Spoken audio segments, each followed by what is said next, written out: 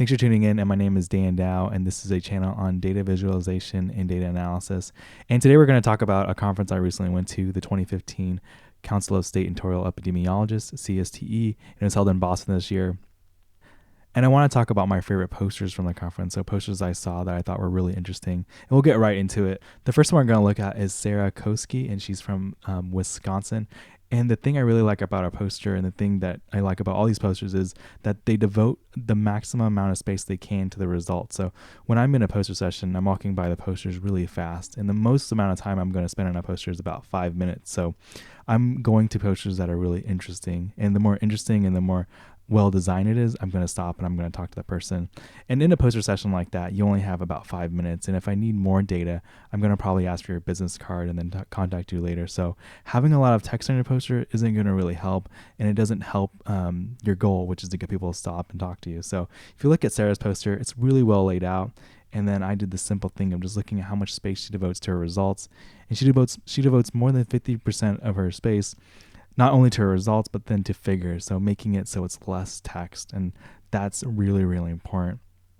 Also, she does something I really like, and I don't think people do enough of, which is showing where something happens and what it looks like. So she's showing a disease, and she's showing what it looks like on the person. She's showing what it looks like in the fish, and she's showing where it is in Wisconsin. So she's doing a really great job of not only giving you an idea of what something is, but she's giving you a picture of it. So great job by her.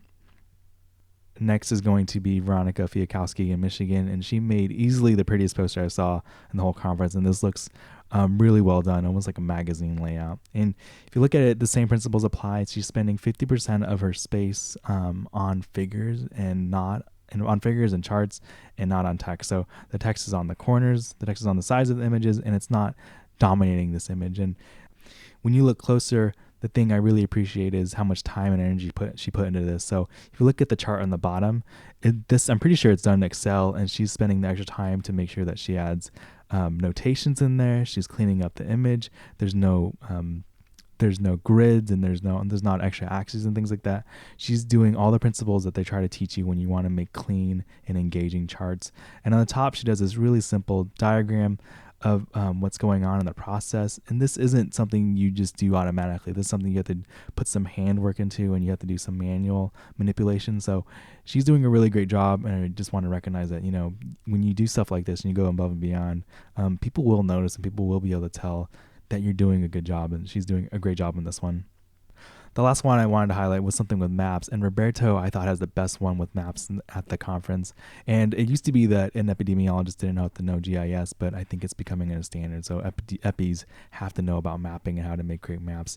And if you look at this, he's giving you all the real estate to talk about the maps. He's giving 50% of the real estate on this poster is about just the maps and about the results. And the thing I really like about his maps are they're super consistent. So he's showing these 4 maps over and over again, and he's keeping them extremely consistent. So when you look at each 4, there's no differences in range, and there's no differences in size.